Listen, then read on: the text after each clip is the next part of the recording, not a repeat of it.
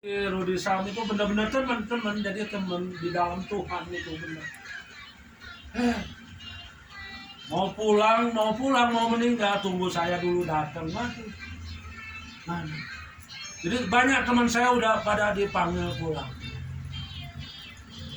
Jadi saya nggak bisa lihat lagi contoh, saya nggak bisa lagi lihat teladan dari teman-teman saya ini yang benar-benar hidupnya itu karena mengasihi Tuhan. Teman saya ini, dia jual parfum, saudara. Dia ngobrol dengan saya di toko Palaguna. Kalau nggak di King Shopping Center, dia kan punya 2 toko. Di Palaguna sama di King, itu dua toko. Kalau ngobrol sama saya, dia tahu ada seorang perempuan datang, nawar. Misalnya dia beli parfum, saya lihat parfum itu, simpan sini. Beli parfum itu, yang satu parfumnya dikantongin. Teman saya tahu. Saya juga lihat, saya kan mau ngomong kan nggak enak. Sesudah orang itu pergi, saya bilang sama dia, Peng, itu orang itu ngambil parfum. Kamu nggak usah bilang, saya tahu. Ya biar aja. Kalau kita apa? Marah, teriak, betul. Maling lu, katanya. Orang yang hatinya kaya itu memberi. Dia bilang apa? Toh dia nyuri paling sekali-sekali. Benar nggak? Iya. Tapi ada lagi orang bilang begini, tapi kan memberi kesempatan kepada orang berbuat dosa. Urusan orang berbuat dosa bukan urusanku, urusan dia orang. Iya. Benar nggak?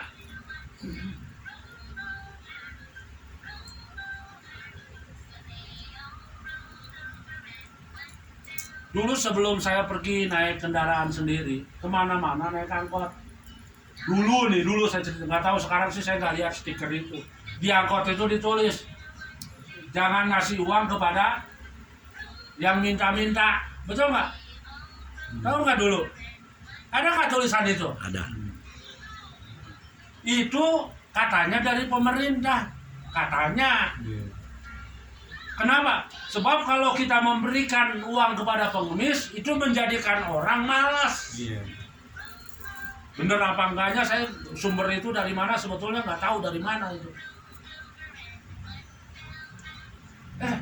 Saya bilang sama teman saya, jangan kasih uang sama yang minta-minta. Karena itu anjuran dari pemerintah. Saya dengar kata orang. Teman saya bilang apa? Dasar pelit lu. Malah dibilang pelit. Orang pelit itu punya banyak alasan. Soal orang malas itu bukan urusan kita. Urusan kita memberi. Mau orang malas, mau orang berbuat dosa, bukan urusan kita. Urusan kita memberi. Supaya ada jembatan. Teman saya sampai dia bilang begini, coba kamu berlomba dengan Tuhan. Kamu berlomba dengan Tuhan. Sampai saya renungkan bahasa itu. Berlomba dengan Tuhan soal memberi. Ada nggak di sini? Coba berlomba. 2 orang aja, ambil 1 kawan. Yuk kita berlomba untuk saling memberi. Siapa yang paling cepat diberkati, itu berarti orang itu paling cepat memberi. Berlomba dengan Tuhan katanya. Akhirnya ketika firman itu dinyatakan, teman saya ini yang hari ini dia jadi bendera, dia bilang apa? Saya mau berlomba dengan Tuhan soal memberi, katanya. Dia memberi. Tapi dia bilang, tetap saya kalah sama Tuhan. Artinya apa, saudaraku? Tuhan, ketika kita memberi, Tuhan lebih memberi. Ketika kita memberi lebih cepat, Tuhan memberi lebih cepat. Sekarang terjadi. Teman saya ini dulu dia pernah menjadi direktur Panci Bima. Dia juga dosen ITB. Dosen. Ketika dia percaya Tuhan Yesus, dia dulu Katolik. Begitu dia percaya Tuhan Yesus, dia jual itu rumahnya, dia jual rumahnya, apanya semua dia jual. Dia bilang, saya mau mengikut Engkau Tuhan. Itu betul-betul menjadi berkat bagi banyak orang, kesaksian hidupnya. Hari ini masih ada orang ini. Dan sejak itu uangnya dari hasil jual rumahnya tuh di Antapani apa di Acamanik saya lupa itu sekitar 2 lantai atau 3 lantai. Dia jual rumahnya, uangnya dia bagi-bagikan. Model kayak gini, model orang Kristen apa? Ada nggak yang model kayak gini? Saya rasa nggak ada. Tapi saudara tahu sampai hari ini, ya, pekerjaannya apa? Pekerjaannya memberi. Sampai semua orang, teman-temannya, dosen, para pengusaha itu nanya sama dia, loh sekarang Bapak nggak kerja, sekarang pekerjaan Bapak apa? Jawabannya apa? Pekerjaan saya memberi. Bukan, maksud saya Bapak gimana caranya Bapak bisa mendapatkan uang. Itu bukan urusan saya, itu urusan Tuhan. Pekerjaan saya memberi.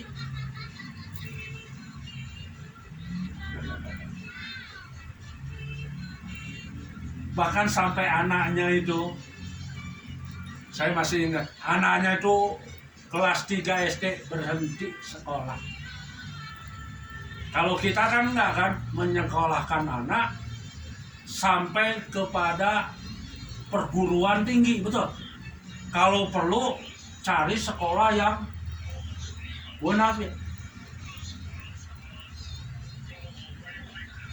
Kalau dia enggak, diberhentiin anaknya. Karena memang disuruh Tuhan katanya, suruh berhenti. Tapi aneh, begitu anak itu dewasa, tetap diberkati Tuhan.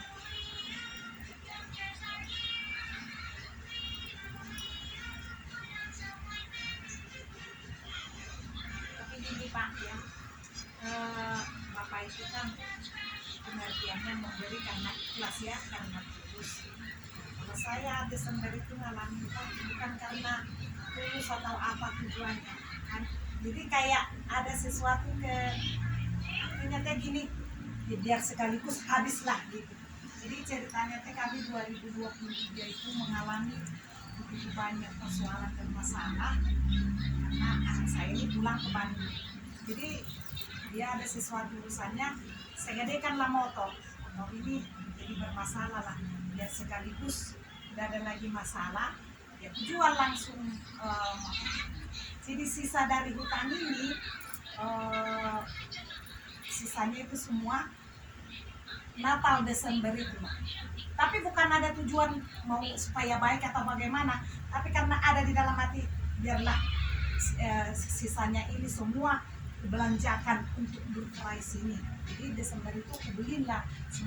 Tapi puji Tuhan, Pak, Tuhan membalasnya luar biasa gitu, memberikan. Tapi bukan karena ikhlas, bukan karena tulus gitu, karena ada keputusasaan gitu. Jadi supaya sekaligus habis semua gitu.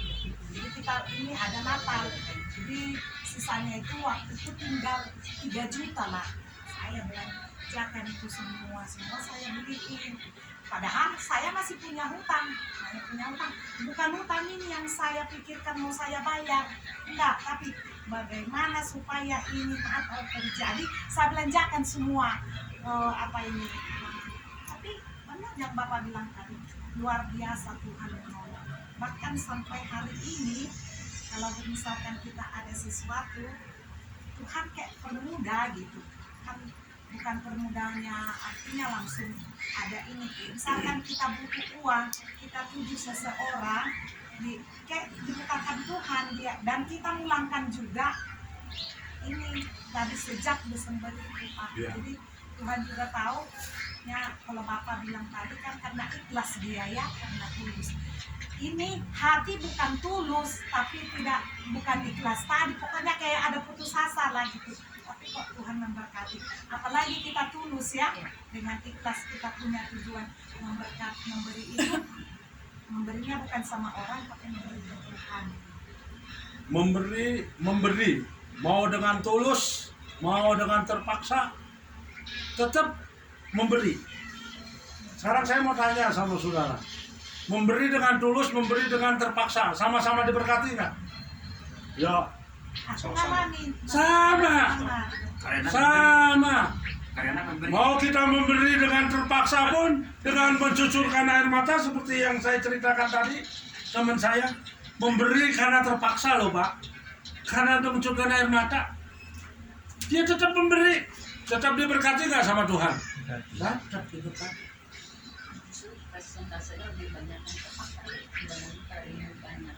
Ini ada satu lagi Pak pertanyaan saya. Ini harus Bapak yang jawab. Ada seorang hamba Tuhan bilang tidak percaya sama suara Tuhan. Bagaimana itu? Nggak ada masalah. Kalau dia nggak percaya sama suara Tuhan, ya sudah. Berarti dia percaya suara setan. Udah begitu aja. Itu kan ngomongnya gitu kan Bapak. Jadi kita gini, karena kita ada dengan suara Tuhan, kita cerita. Kita kan namanya penglihatan itu kan Pak, dengan apa suara Tuhan itu. Bukan langsung ngomong kan Tuhan lewat dengan apa. Nah, kita kan ada di firman ujilah. Kan kadang kita bilang, tapi kok hamba Tuhan ini ngomong, saya nggak percaya suara Tuhan. Apa? Karena memang dia belum pernah dengar suara Tuhan. Coba kalau dia dengar suara Tuhan, pasti dia percaya ada suara Tuhan ya. Oke, kita lanjutkan ya. Kita selesaikan dulu ini.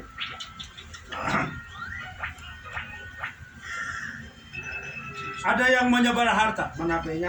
Ada yang menyebar harta tetapi bertambah kaya. Ada yang menghemat secara luar biasa, namun selalu kekurangan. Jadi saya mau tanya sama saudara, boleh nggak berhemat? Boleh. Nah, boleh. Yang dilarang sama Tuhan apa? Bukan menghemat secara luar biasa, kebangetan. Bukan berarti nggak boleh menghemat, boleh menghemat, tetapi yang dilarang sama Tuhan yang luar biasa. Hematnya loh, hematnya. Bukan berarti nggak boleh berhemat, ya kan? Sebab orang berhemat itu identik dengan kesederhanaan, nggak ada masalah sebetulnya. Tapi yang dilarang sama Tuhan luar biasa. Ya, jadi saudaraku, kita sekarang mau baca ayat yang terakhir, ya, ayat terakhir.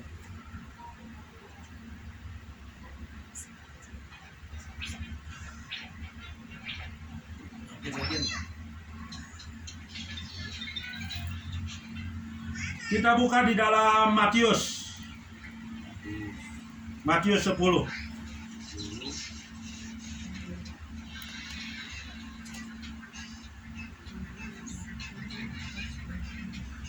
Matius 10 ayat 39 dan ayatnya yang ke-42.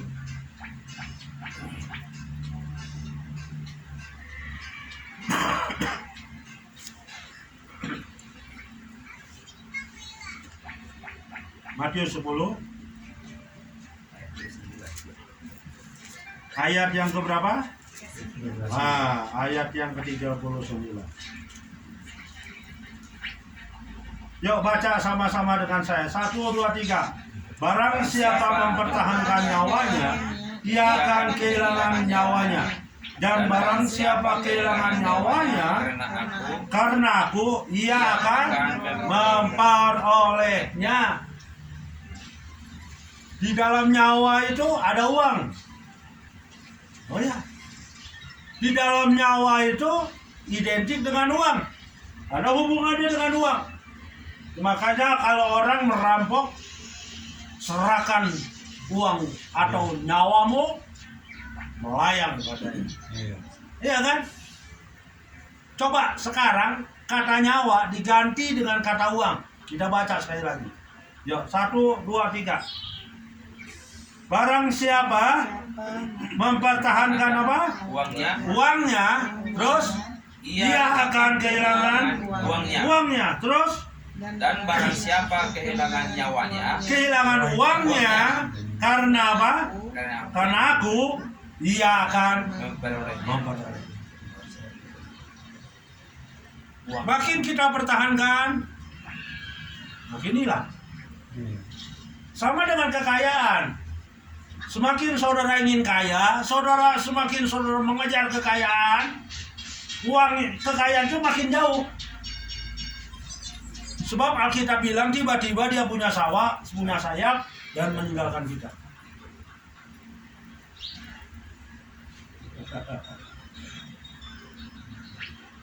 Mau diberkati oleh Tuhan? Amin. Jalannya memberi. Coba bilang, tangannya begini semua. Tangannya begini semua. Kalau ini orang memberi, kalau gini mempertahankan. Dia nggak memberi. Kalau memberi gini, misalnya nih ada uang di sini, tangan kita gini, diambil sama orang ya sudah. Tapi begitu ada orang ngasih uang, nempel sini, nerima juga. Lo ya kan? Jadi orang kalau memberi, dia akan menerima. Kalau dia menerima, maka dia akan memberi. Kalau orang nggak menerima, dia nggak mungkin memberi.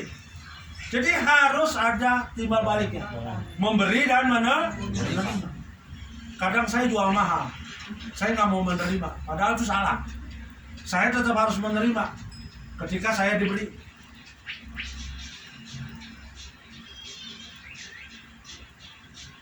Jadi ketika tangan kita seperti ini bicara sikap hati kita di hadapan Tuhan, memberi dan juga diberi. Ya, bagus kalau ada motivasi, bagus. Saya memberi bukan karena ingin diberi, hebat. Tapi buat saya, sikap hati saya tetap memberi. Kalau saya diberi, puji Tuhan. Haleluya. Amin. Supaya apa? Supaya kamu diberkati. Supaya saya diberkati. Nah, kalau kita sudah diberkati, kita bisa jadi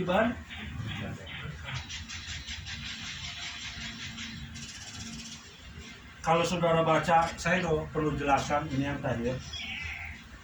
Ayat yang ke-40. Baca aja sama-sama dengan saya. Sepintas saja saya akan baca. Sebab ini menyangkut soal memberi. Ayatnya yang ke-40, baca sama-sama dengan saya. 1, 2, 3. Barang siapa menyambut kamu, dia menyambut aku. Coba bilang, barang siapa menyambut kamu, tunjuk dulu sebelahnya. Barang siapa menyambut kamu, tuh. Terus baca lagi. Baca lagi. Menyambut siapa? Aku. Jadi kalau kita menyambut seseorang, kita menyambut siapa? Tuhan Yesus. Coba bilang sekarang tunjuk ke sebelahnya. Kalau kamu menyambut aku, Kalau kamu menyambut aku, terus Ia menyambut kamu. Aku menyambut. makanya baca yang benar. Iya, ulang. Kalau Bapak ini mah yang bikin makin tahu. Iya. Nah, intinya begini, ketika kita menyambut seseorang, kita menyambut Tuhan. Itu intinya. Siapapun yang kita sambut seperti kepada Tuhan. Kadang-kadang kita nyambut orang tuh kurang dengan alasan repot lah, risih lah, kagok lah, segala macam, kan betul nggak? Loh, Benar.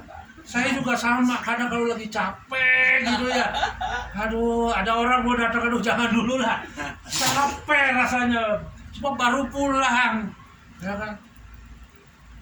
Tapi sebetulnya itu alasan orang pelit.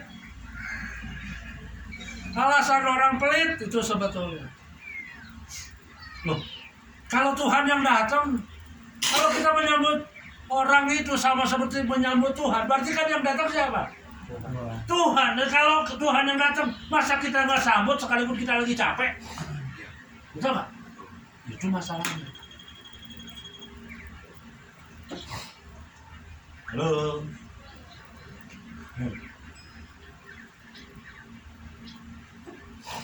Saya nggak usah terjemahkan menyambut itu dalam pengertian banyak, tapi saya harap sudah bisa menangkap sendiri.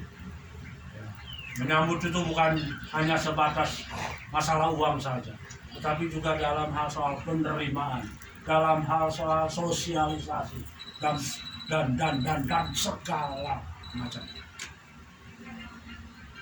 Lanjut. Ayat yang ke-41. 1, 2, 3.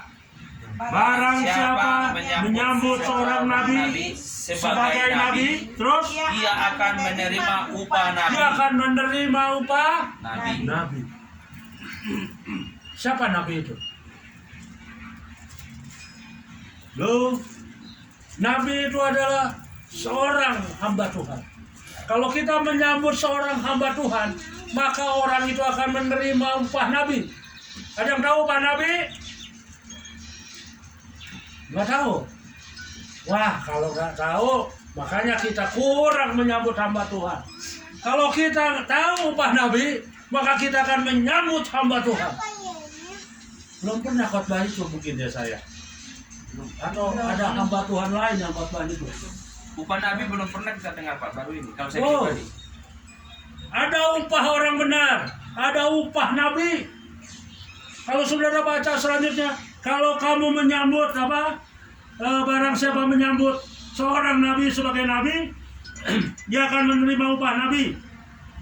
Dan barang siapa menyambut seorang benar sebagai orang benar, dia akan menerima upah orang yang benar. Apa upah orang benar itu?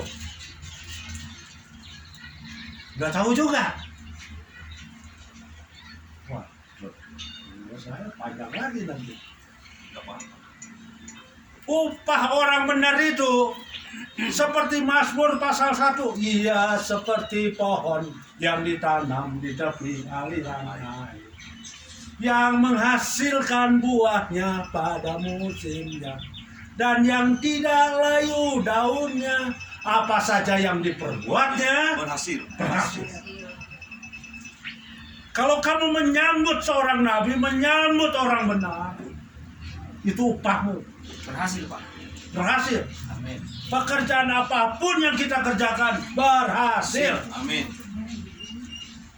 Kalau hambanya yang ini gimana Pak? Biar ada. Kalau hamba orang jelek, mungkin jelek. Hambanya mungkin nggak bener. Nggak bener tuh bukan urusanku, urusan dia orang. Jadi harus disambut. Kita kan mau lihat-lihat orang kan. Ya ampun. Kalau kita mau nabur, kita mau memberi, lihat-lihat orang dulu. Ya ampun, nggak jadi menabur. Nggak jadi menabur, akhirnya nggak jadi nuai. Lemparkan rotimu ke air, dan kamu akan mendapatkan lama setelah itu. Jangan lihat awan, dikatakan jangan lihat angin. Taburlah benihmu di pagi-pagi hari. Betul? Kalau orang menabur, kalau orang memberi, kalau orang menyambut dan melihat, oh orangnya gini, oh begini, oh begini, oh begini, nggak jadi berkat dalam hidup kita. Upah nabi tetap ada upah. Upah orang benar tetap ada upah bagi orang benar. Haleluya. Jangan lihat orang. Lihat orang itu akhirnya kita kesandung. Jangan lihat orang, kesandung. Harusnya hari ini aku diberkati, jadi ditunda, jadi minggu depan. Jangan. Haleluya. Amin. Jangan lihat orang. Amin. Kalau ada hamba Tuhan jelek, biar aja. Saya juga jelek bu, gigi saya jelek bu. Tapi hatinya beda Pak. Yang namanya jelek kan relatif kan. Banyak kan, betul nggak? Kalau kita bicara kejelekan nggak ada habisnya. Kalau kita bicara kekurangan Nggak ada habis-habisnya, betul nggak? Ada hamba Tuhan yang sempurna? Tidak ada. Ada. Tidak ada. Kalau orang itu mengharapkan hamba Tuhan sempurna, dia nggak akan pernah ketemu dengan Tuhan. Justru ketika kita melihat hamba Tuhan yang jelek, kita akan ketemu dengan Tuhan. Sejelek-jeleknya dia. Tunjuk siapa yang paling jelek menurutmu. Tunjuklah. Dia adalah milik Tuhan. Sejelek-jeleknya saya sebagai hamba Tuhan, saya dipilih Tuhan. Betul. Bangsa Israel bagus nggak, Bu? Tidak. Bangsa Israel bagus apa tidak? Bersungut mereka. Bangsa yang bersungut-sungut, betul? Ya. Bangsa yang tegar-tengkuk, betul? Tapi tetap aja Tuhan sayang sama bangsa itu. Tetap aja bangsa itu bangsa yang diberkati oleh Tuhan. Kita mau ngomong apa? Benar.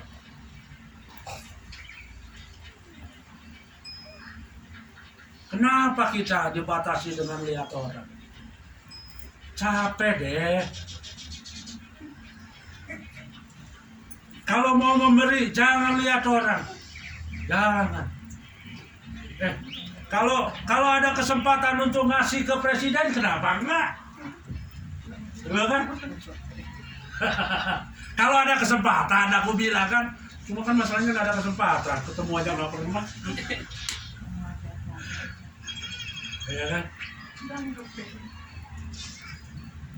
Jadi sambut, beri, sambut siapapun orang.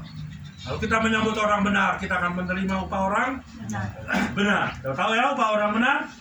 Apa saja yang diperbuatnya pasti berhasil. Upah Nabi, apa itu upah Nabi?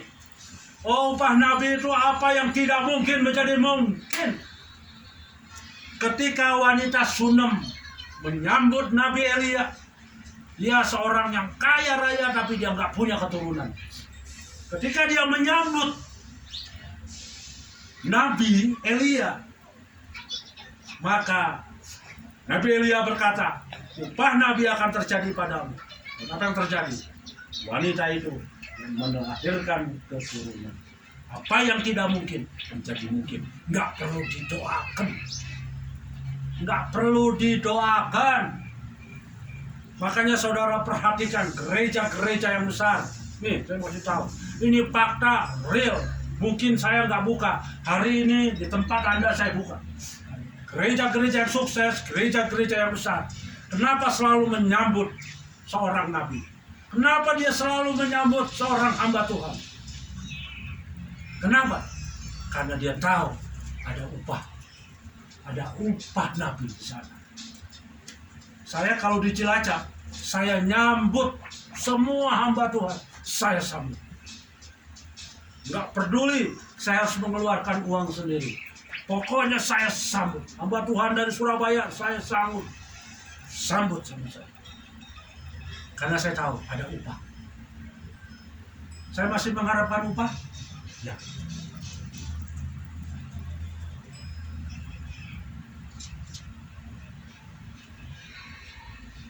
Kalau Anda nyambut orang benar, kamu akan menerima upah orang benar. Maka kita harus saling menyambut, saling memberi. Haleluya. Sehingga akses itu sampai kepada kita. Dan jembatan itu makin besar, makin besar, makin besar, makin luas. Maka berkat itu semakin cepat sampai ke dalam hidup. Haleluya. Amin. Tuhan memberkati. Jadi boleh bertanya nggak Pak sebentar? Ya boleh. Sebentar Pak ya. Pak, nunggu Bapak ini bertanya, aku minta izin dulu Pak ya, karena kami mau pergi melihat itu Ibu Neke yang Ibu Anu. Iya. Ada kakak saya, Ya. jadi dia nggak tahu ke sana. Ya, silakan Bu. Ya. Ya Pak ya. Ya. Maaf Pak. Oh ya. Ya. Di mana dikuburinnya, Bu? Kekok. Salam ya. Buat titip salam buat saudara-saudara. Sudah ya. Ya, Duluan ya. Iya. Oh gitu. Itu ikut ke kuburan ya. Mau lihat bukan ikut ke kuburan. Ngantar ke kerkop. Mau ngelayat. Layak. Tadi kan Bapak bilang masalah memberi dan menyambut. Ya, Itu saya alami di warung ini. ya, Masalah memberi ini. ya. Setiap hari kan ada yang minta-minta. Nah, Apakah saya harus memberi itu? beri. Firmannya apa? Beri kan? Ya beri. Tapi kan yang datang itu aja Pak. Saya tahu. Saya tahu maksud yang maksud Bapak itu saya tahu. Iya. Kita Beri ya? kita beri. Kalau ada. Ya pasti ada orang warung. Jangan Pak, saya Ada. Terus ini masalah menyambut Pak. Ada juga orang mau belanja. Tapi saya tahu ini hanya sebatang rokok. Karena saya memang kalau sebatang rokok itu bikin repot. Saya nggak penyambutan itu kayak kurang gitu memang Pak. Memang itu kami alami sini tuh. Jadi saya udah nangkap yang seperti Bapak bilang, kalau menyambut sambutlah dia. Dan ini saya ada nangkap itulah firman itu yang menyambut tadi itu. Memang saya akui kami di sini berjualan itu kalau menyambut itu memang kurang sama pelanggan, kecuali pelanggan tetap. Kalau ini pelanggan yang baru, kita tuh menyambut itu agak gimana lah, cuek gitu. Jadi melalui ini firman ini, kedepannya kita menyambut siapapun itu yang mau beli, kita harus sambut. saluran gila, jangan. Ya kalau dia datang kita sambut Kak. Itu kan dari firman tadi itu. Iya, haruslah ya Pak ya.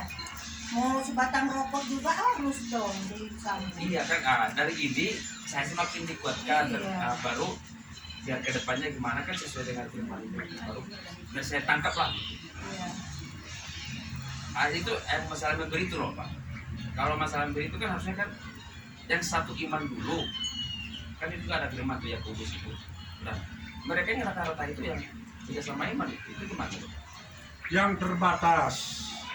Ya. Pokoknya istilahnya kalau kita terbatas, ya harus saudara terima. Ya. Iya. Kalau kita tidak terbatas, udah sampai benduri. Jadi ada yang diprioritaskan. Nanti Tuhan kasih hikmat. Itu aja ini. Menyambut juga sama. Nanti Tuhan sendiri akan kasih hikmat. Soal memberi pun Tuhan akan kasih hikmat kepada kita. Sampai titik di dalam hati kita, saya tidak memberi bukan karena saya pelit. Yang tahu siapa itu? Saya tidak memberi bukan karena saya pelit. Saya memberi karena ini, karena ada pertimbangan lain. Tapi dalam intinya tetap firmannya beri.